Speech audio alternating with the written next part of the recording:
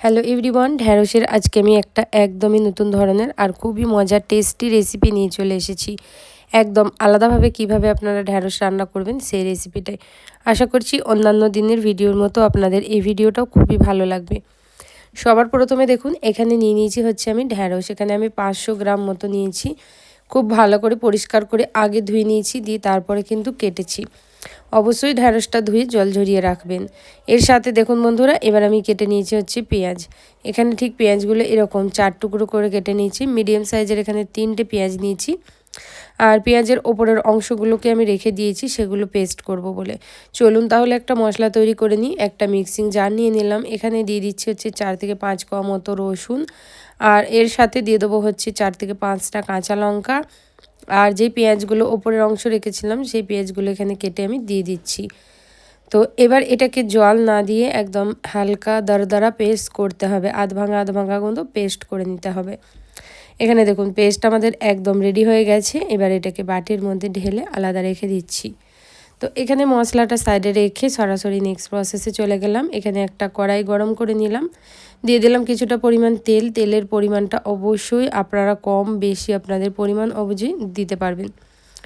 তারপরে তেলটা গরম হয়ে গেলে ভিন্ডিগুলোর মধ্যে ঢেলে দিতে হবে। এবার ভিন্ডির ওপরে হালকা পরিমাণ হলুদ দিতে হবে, এতে কালারটা সুন্দর থাকে রেসিপিতে। এবার খুব ভালো করে নাড়াচাড়া করে আমাদেরকে মিক্স করতে থাকতে হবে যতক্ষণ না এটা প্রায় 50% মতো রান্না হয়ে যাচ্ছে ততক্ষণ। তো দেখুন এইভাবে অনবরত নাড়াচাড়া করে করে আমাদের ভেন্ডিটা ভেজে ফেলতে হবে। এখানে ভেন্ডি ভাজাটা পুরোপুরি কমপ্লিট। তো চলুন তেলটা ঝরিয়ে আলাদা একটা থালার মধ্যে তুলে নিচ্ছি।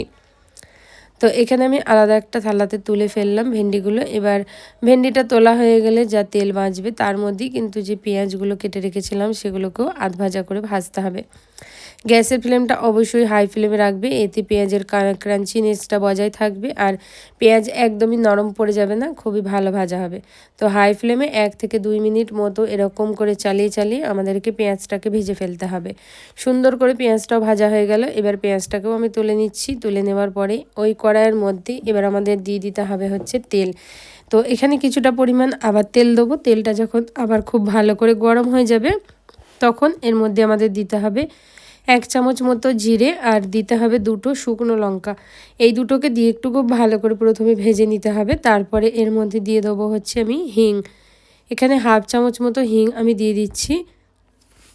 হিং অবশ্যই ব্যবহার করবেন। হিং যদি আপনাদের কাছে না থাকে আমার ইউটিউবের ডেসক্রিপশান বক্সে আমি দিয়ে রাখবো, আপনারা ওখান থেকে পারচেস করতে পারবেন। অবশ্যই যে কোনো তরকারি বা ফোড়নের ফ্লেভারে হিং কিন্তু খুবই দুর্দান্ত স্বাদ দেয়।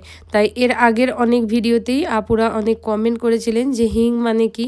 হিং একটা পাউডারের মতো থাকে বা গোটাও থাকে, এটা ফোড়নে ব্যবহার করা হয়, আচারে ব্যবহার করা হয়। তো আপনারা অবশ্যই আমার ইউটিউবের ডেসক্রিপশান বক্স থেকে কিনে নিতে পারবেন। তো দেখুন মশলাটা কিন্তু কথা বলতে বলতে কষানো হয়ে গেছে। দিয়ে দিলাম একটা টমেটোর পেস্ট। এই দুটোকে দিয়ে খুব ভালো করে একটু মিশিয়ে নাড়াচাড়া করে একটু কষিয়ে নেবো। দিয়ে দেবো ড্রাই মশলা। ড্রাই মশলাতে এখানে দিচ্ছি 1 চামচ নুন। নুনটা পরিমাণ বুঝে আপনারা অবশ্যই দেবেন। সাথে দেবো 1/2 চামচ হলুদ গুঁড়ো। ওই চামচই ব্যবহার করে আমি মেজারিং করছি যাতে আপনাদের বুঝতে সুবিধা হয়।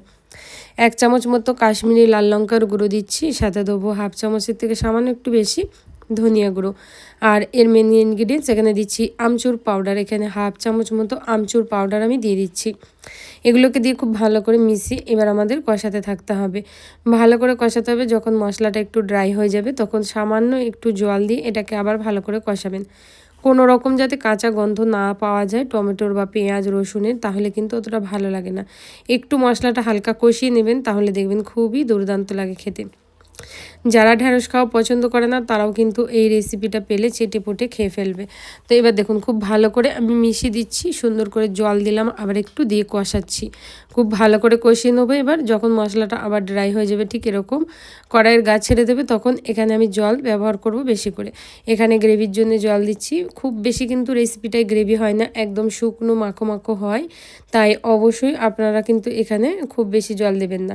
শুধুমাত্র ভিন্ডিটা সিদ্ধ হওয়ার জন্যই কিন্তু এখানে আমি জলটা দিয়েছি। এখানে 1/2 গ্লাস মতো জল দিয়েছি। মশলাটা ভালো করে মাখিয়ে নিয়ে এবার এর মধ্যে যে আগে থেকে ভেজে রেখেছিলাম ভেন্ডিগুলো সেগুলো দিয়ে দিলাম। আর এবার একটা টমেটোর বড় বড় করে দিয়ে দেবো, জাস্ট এটা দেখতেও সুন্দর হয় আর ফ্লেভার আসে একটা। আপনারা না চাইলে টমেটোটা বড় বড় করে নাও দিতে পারেন, কোনো রকম অসুবিধা নেই। এবার এটাকে খুব ভালো করে মিশিয়ে দেবো। মেশানো হয়ে গেলে এটাকে এবার আমি ঢাকা দিয়ে লো ফ্লেমে 5 মিনিট রেখে দেবো। এতে দেখবেন যে এই ঢ্যাঁড়সটা সুন্দরভাবে সিদ্ধ হয়ে যাবে আর খুব সুন্দরভাবে কিন্তু ঝোলটাও কমে আসবে। দেখুন 5 মিনিট হয়ে গেছে, ঢ্যাঁড়সটা কিন্তু অনেকটাই নরম হয়ে গেছে। এবার কিন্তু এর মধ্যে আমি দিয়ে দেবো আগে থেকে যে পেঁয়াজগুলো ভেজে রেখেছিলাম, এবার সেই পেঁয়াজগুলো দিয়ে দেবো।